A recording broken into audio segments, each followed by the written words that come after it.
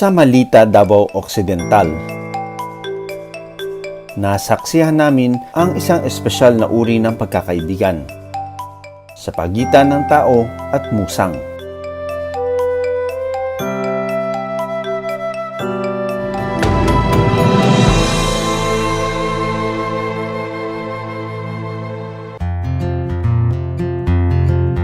Kahit saan magpunta, may sumusunod kay Ryan. Ang musang na tinatawag niyang si Coco. Araw-araw silang nagbabanding. Si Coco ay sobrang kulit, tapos gusto niya lagi kami maglalaro. Sa gabi hindi ako nakakatulog kasi yung mga musang panggabi, gising talaga yan sila. Tapos sobrang lakas niya kumain. Hindi inaasahan ni Ryan na magkakasundo sila ni Coco. Punta kami dito sa farm namin, and then para mag-harvestan ng kakao. Then nagulat lang naman kami at meron kami nakitang dalawang musang. Akala namin pusa. Inuwi ko po siya sa bahay kasi baka lapain siya ng mga aso kasi meron mga aso gumagala dito sa farm namin. And then 3 weeks to go, nag-promise ako na i-release ko siya dito sa farm namin. Pero laking gulat daw ni Ryan dahil matapos niyang i-release ang dalawang musang, may isa na bumalik sa kanilang bahay. Simula noon, inseparable na sila ni Coco.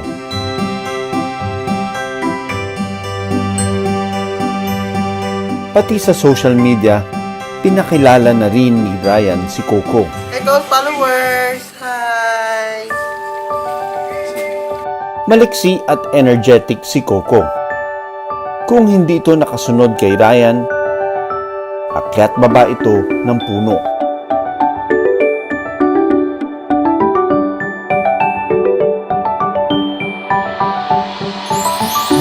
O kaya'y nag-oobserba sa paligid.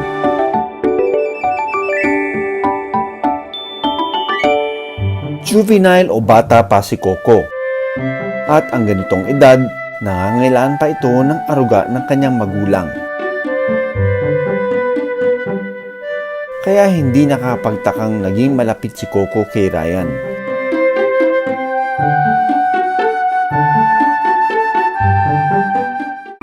Dahil hindi naman nakakulong, hindi kailang i-turn over si Coco sa mga otoridad. Pero may paalala pa rin sila kay Ryan. Temporarily domesticated na po yung isa, kaya bumalik doon sa kung saan nag-aalaga. Somebody will feed for food for him, kaya siguro bumabalik-balik. Nakikita niya may pagkain doon sa binabalikan niya. Ilagay doon sa kung saan maraming mga pagkain, maraming mga prutas po ma'am.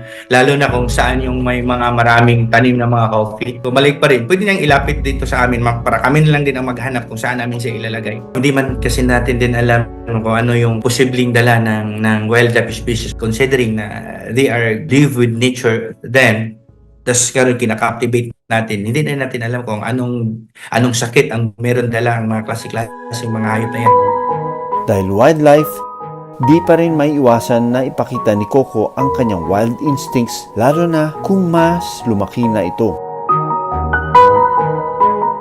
Bukod pa sa matalas nitong kuko na maaring makasugat, mas maganda pa rin na imbis sa bahay, nasa gubat 24/7 si Coco.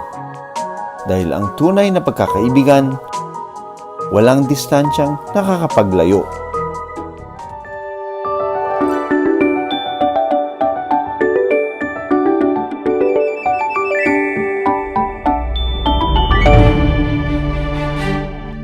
Di gaya ni Coco, likas na mailap ang mga musang.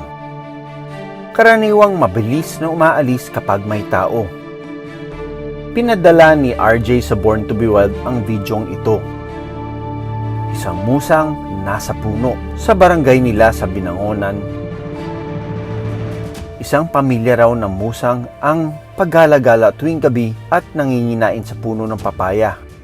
Saan yung punong inaakitan niya? Ayun po, ayun. Ito yung... So, nandito na tayo sa lugar ni RJ. So, dito daw gumagapang sa puno ng mangga na ito. Papunta dun sa Ang pinupuntahan ngayon yung yung papaya. Ayun, no? May mga gasgas. May mga gasgas nitong puno na ito. Ibig sabihin dito siya umako. Bukod sa papaya, may iba pang paboritong kanin ang mga musang. Ito yung bunga ng chesa, no? It's in English it's called custard fruit. Pag linasahan mo, parang mapulbos ang texture niya. So halos hindi nga ito pinapansin ng mga tao dito, kaya makita mo pakalat-kalat lang dyan. Mailap ang mga musang. Amoy pa lang ng tao, maaari na itong umalis at magtago. Kaya sinubukan naming maglagay ng camera trap sa lugar na madalas daw daanan ng mga musang. Maya-maya pa. Ayun. Okay guys, ayun, umiilaw yung mata. Yung baby. Ayan. Grabe, parang daga.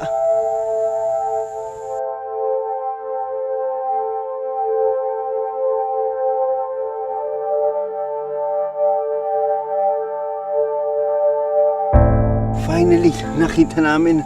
Pero yung nagpakita is yung anak. And ang galing niya magtago, no? Ang galing niya mag-balance dun sa mga branches ng puno na ito. So what amazes me is yung mga tao dito sa bayan ng sa barangay na ito, sa Binangonan ng Rizal, is pinapabayaan lang nila itong mga musang na ito. Pero hindi lahat ng mga engkwentro sa musang masaya ang kwento. May mga musang na makikita sa rescue center. Morning, Sir Ian. Morning, Doc. Uy, Kim, kamusta? Nandito na naman tayo. Karamihan raw sa mga milo o palm civet cat na nasa center, kinuha sa wild para alagaan. Makita nyo, no? Bald siya sa area na yan. Mukhang matagal lang hindi tinutubuan ng balahibo yung part na yan, which I think it could be a hormonal problem. And susubukan nating kuhanan ng dugo to. Pero it's not going to be easy dahil yung restraining pa lang nito, mahirap na. Yung mga natira, kailangan ko silang i-sedate. Yung sedation, iba yun sa pag-anesthetize. Yung pag in-anesthetize mo, tulog na tulog yun. Pero yung sedation, pag tranquilize mo sa kanila, they're half awake.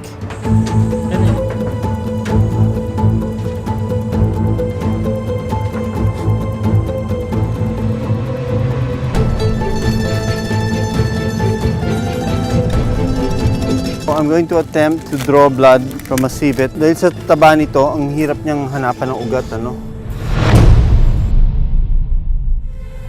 First time to draw blood in a civet cat, ha? Kung dinidilaan niya yung part na ito ng katawan niya, pwedeng sign of zoocosis, yung nabobore siya sa kulungan niya dahil maliit. Dinidilaan niya parati ito. Pero kung sinasabi mo, hindi niya yung ginagawa. Yung pagkuha ko ng dugo, isang paraan yan para alamin kung anong posibleng sakit niya. Cushing's disease is a hormonal problem. It is the oversecretion of steroids coming from the adrenal glands. Kaya yun yung gusto kong i-rule out. Matinding pagsusugat naman ang problema ng isa pang palm civet cat. Because of boredom or possible allergies, nangangati yung part ng katawan nila na yun, and they keep on licking it and they keep on biting it until it becomes a self-inflicting wound.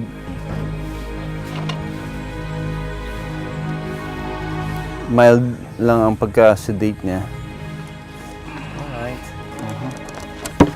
Okay. Konting trauma lang, nagkakasugat na kagad yung kanyang mga paa. Yung canines niya, bali na rin at nagkakaroon na rin ng tooth abscess.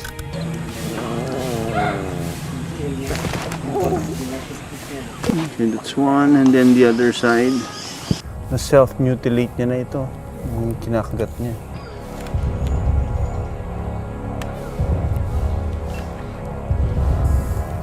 Okay, very important dito, Kim, is mabigyan nyo kami ng report na after 1 week.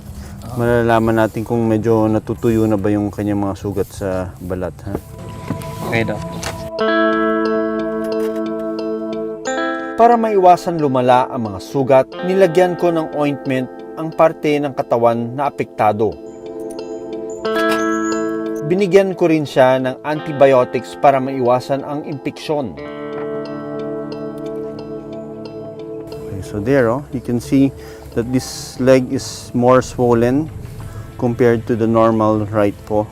Kahit na nung gising pa siya, pag naglalakad siya, iniindahan niya talaga itong kaliwang paa. Same thing with the left hind leg, makita mo namamaga, edematous siya, nagmamanas dahil nga sa mga sugat niya.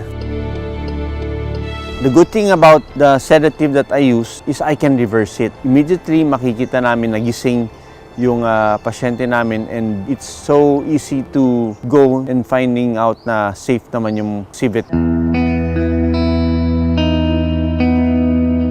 Sana lahat na makikilala naming musang gaya ng kwento nila Ryan at RJ, wala sa kulungan,